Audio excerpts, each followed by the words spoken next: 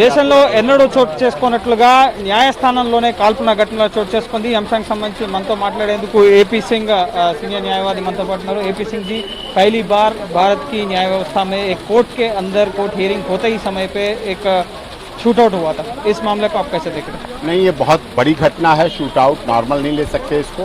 घटना पहले भी हुई, रोहिणी में बाहर मारे गए। एक बार इससे पहले 30,000 में था, हमारे केस था उसमें, तो अंदर कोर्ट के अंदर मारा गया था। वो हिजड़ों का था केस, तो उनको मारा गया। तो लेकिन अब जो इस स्थिति हुई, आज विटनेस बॉक्स में खड़े हुए व्यक्ति की जो अंदर हत्या हुई है, और पहले साइलेंसर वेपन उसको वेपन का यूज़ किया गया, और उसका उस समय मैं 7 नंबर कोर्ट में था नीचे। मेरा एक 7 नंबर मैटर था, एक 12 नंबर मैटर था। और उसके बाद जब ये घटना हुई 12:30 और 1:15 बजे के बीच, उस समय एकदम फायरिंग हुई। तो मुझे ये नहीं लगा गैंगवार है, ये कोई साधारण, ये मुझे लगा टेररिस्ट अटैक है। एकदम फायरिंग, टेररिस्ट अटैक। मैं तो हार्ट पेशेंट, ब्लड प्रेशर का पेशेंट हूँ, और उस समय एकदम भयभीत हो गया। उस समय ऐसी मनोदशा बन गई कि अब तो पता नहीं, आज जिंदगी है ही नहीं, मौत मौत है। तो ऐसा स्थिति जो उत्पन्न हुई है वो बहुत, अब देखा जाके तो वहाँ एक विटनेस बॉक्स में मरा पड़ा है, एक विटनेस बॉक्स के पास मरा पड़ा है, एक उधर मरा पड़ा है। तो इस तरह से ये जो घटना हुई है बहुत ही सीरियस संज्ञान लेने की बात है। विषय ये नहीं कि रोहिणी कोर्ट में घटना हुई या किस कोर्ट में घटना हुई, या देश के किस गुवाहाटी से चौपाटी, कन्याकुमारी से कश्मीर, हमारा भारत का संविधान देश एक है। इससे आम जनमानस में भय पैदा हुआ। क्या भय पैदा हुआ? गवाह डरेगा, गवाह अब नहीं आएगा विटनेस बॉक्स में सीधी गवाही देने। हार्डकोर क्रिमिनल के लिए अच्छा अवसर है, वो डरा देगा, उसकी गवाही होगी नहीं। हमारे देश में कानून की देवी पर आंखों पर पट्टी बंधी है, वो सुनती हैं, बयान होते हैं, तब उसके बाद होता है। तो इसमें आम जनमानस, गवाह सुरक्षित रहे। और ऐसा हमारे देश में सिस्टम नहीं है कि सब केस के विटनेस को विटनेस प्रोटेक्शन मिले। गैंगवारी हुई, ये कुछ भी हो सकता था। जब हमला होता है, जब फायरिंग होती है, तो ये टेलर नहीं है जो कपड़ा काट रहा, इंची टेप से नाप के कपड़ा काट रहा है, कितना कपड़ा काटना है। वहाँ फायरिंग हो रही है, जुडिशियल स्टाफ को भी गोली लग सकती है, प्रोसिक्यूटर को भी लग सकती है। आपको सिक्योरिटी लैब्स नहीं दिख रहे इसमें? पूरे सिक्योरिटी लैब्स हैं। देखिए, यहाँ मेटल डिटेक्टर लगा है। जब आप माननीय सर्वोच्च न्यायालय में ये प्रॉक्सिमिटी कार्ड इशू करते हैं, ये प्रॉक्सिमिटी कार्ड है, इससे एंट्री होती है, आप देखते हैं, आप कवर करते हैं। हाई कोर्ट में सर्च ली जाती है, यहाँ वकील विषय आता है काला कोट पहने थे। इसका मतलब अगर कोर्ट में मारना है तो काला कोट पहन के चले जाओ, अस्पताल में मारना है तो सफेद कोट पहन के चले जाओ, और रैली में किसी को मारना है तो कुर्ता पाजामा और जैकेट पहन के चले जाओ, और पुलिस हेडक्वार्टर में जाना है तो वर्दी पहन के चले जाओ। आपको सब जगह सुरक्षा व्यवस्था चौकस करनी पड़ेगी। मेटल डिटेक्टर लगे हैं, वकीलों की सिक्योरिटी चेकिंग क्यों नहीं हो सकती? एयरपोर्ट पे हम जाते हैं, आप जाते हैं, वीवीआईपी जाता है, सिक्योरिटी चेक हाथ खड़े करके कर देते हैं, सिक्योरिटी चेक होता है। हाई कोर्ट में चेकिंग होती है, एवं मेट्रो में तक सुरक्षा होती है। जब मेट्रो में सुरक्षा हो सकती है, सब जगह सुरक्षा हो सकती है, जांच हो सकती है, सुरक्षा जांच, तो यहाँ भी होना चाहिए। क्या डिस्ट्रिक्ट कोर्ट के वकीलों की जान की कीमत नहीं है? यहाँ से ही तो केस हाई कोर्ट पहुँचते हैं, हाई कोर्ट से सुप्रीम कोर्ट पहुँचते हैं। जान की कीमत तो सभी वकीलों की है, सभी जगह सुरक्षा व्यवस्था पूरी तरह। तो कौन जिम्मेदार लेना है इस घटना को? देखिए, शासन प्रशासन में जो इच्छा शक्ति की बात है, वो इच्छा शक्ति मजबूत होनी चाहिए। सबके आई कार्ड प्रॉपर चेकिंग की जाए, प्रॉपर व्यवस्था देखी जाए। देर लगती है तो कोई बात नहीं।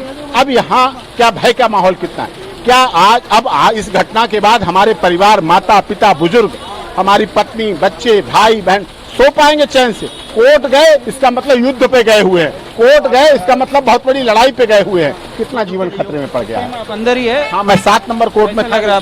हाँ, मैं 7 नंबर कोर्ट में नीचे था, और ऊपर फायरिंग हुई। ऊपर जाके देखा तो एकदम पूरा खून बिखरा हुआ था।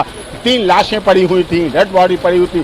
काला कोट पहने तो मुझे ये लगा 2 वकीलों की मौत हो गई, वकील मार दिए गए। तो इससे तो यही लग रहा था कि इस समय अगर स्पेशल पुलिस कैसा रेस्पॉन्ड हुआ? अगर स्पेशल सेल की पुलिस वहां ना होती तो इतनी जनहानि होती, इतने लोग मारे जाते, कल्पना नहीं की जा सकती। पुलिस ने उसको हैंडल किया था इस घटना? अगर पुलिस उन क्रिमिनल को ना मारती तो वो क्रिमिनल लोगों को मारते हुए बाहर निकलते, भागने के लिए। मुंबई में ताज होटल में, जैसे मुंबई के ताज होटल में हुआ था, वो मारते हुए बाहर निकलते, और उसमें आम जो व्यक्ति आमने सामने आता वो मारा जाता। अभी आपके एडवोकेट की तरफ से और बार काउंसिल की तरफ से कुछ रिक्वेस्ट करना चाहिए आप? हाँ, रिक्वेस्ट करना चाहिए। सिक्योरिटी लगी हुई है, प्रॉपर सिक्योरिटी हो, प्रॉपर चेकिंग हो, प्रॉपर आई कार्ड देखे जाएं, सब कुछ प्रॉपर तरीके से हो, तो जब मेट्रो सुरक्षा कर सकती है एयरपोर्ट सुरक्षा कर सकते हैं तो यहाँ भी होनी चाहिए। पहले भी सीजीआई ने कुछ कमेंट्स किया था न्याय व्यवस्था में जजेस को और न्यायवादी को। आप पहले भी बिहार में देखा था एक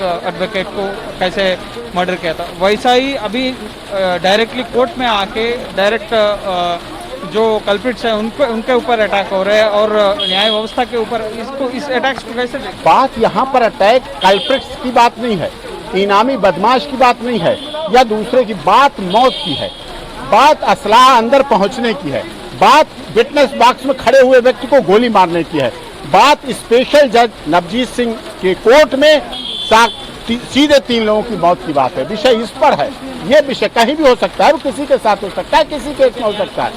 ये होना न्याय के मंदिर, इसे हम न्याय का मंदिर कहते हैं।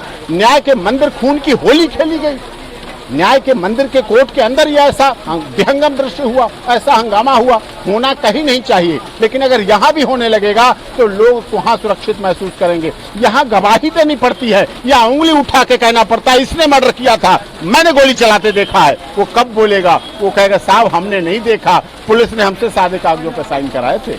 ये कहे इन्वेस्टिगेशन होना चाहिए जी, प्रॉपर इन्वेस्टिगेशन हो, चाहे हाई लेवल इंक्वायरी हो और हाई लेवल इस पर सिक्योरिटी के लिए मीटिंग होनी चाहिए। Sir thank you sir. ఇది ముఖ్యంగా ఏపీ సింగ్ ప్రధానంగా ప్రతి ఒక్కరిని చెక్ చేసిన తర్వాతే లోపలికి పంపించాలి, కేవలం న్యాయవాదులు అన్నంత మాత్రాన మమ్మల్ని పంపించడం కాదు, ఈ ఘటనకు సంబంధించి ఖచ్చితమైన విచారణ జరపాలి అని చెప్పి నిర్భయ కేసులో దోషుల తరఫున ఈయన సుప్రీంకోర్టులో వాదనలు వినిపించిన న్యాయవాది. సో ఖచ్చితంగా ఈ ఘటనని ఖండించాల్సిందే, అలాగే ప్రాపర్ ఇన్వెస్టిగేషన్ చేసి దోషులను శిక్షించాలని చెప్పి కూడా ఏపీ సింగ్ చెప్తున్నారు. సెక్యూరిటీ ల్యాబ్స్ ఉన్నా కూడా న్యాయస్థానంలో ఈ తరహా ఘటనలు జరగడం అనేది కేవలం దోషులకే కాదు న్యాయ వ్యవస్థకే ముప్పు లాంటిది అన్న వ్యాఖ్యలు సైతం ఏపీ సింగ్ చేస్తున్నారు. సో చూడాలి ఢిల్లీ పోలీసులు ఈ కేసు దర్యాప్తుని ఏ విధంగా ముందుకు తీసుకెళ్తారు. అలాగే స్పెషల్ సెల్ పోలీసులు ఆపడం వల్లనే ఇంకా చాలా ప్రాణాలు నిలబడ్డాయి అని చెప్పి కూడా చెప్తున్నారు. వారు కనుక లేకపోతే ఇంకా చాలా మంది చనిపోయేవారు. సో వారిని అభినందించాలి అని చెప్పి కూడా ఏపీ సింగ్ చెప్తున్నారు. సంజయ్తో కబీర్ కృష్ణ, 10 టీవీ, న్యూఢిల్లీ.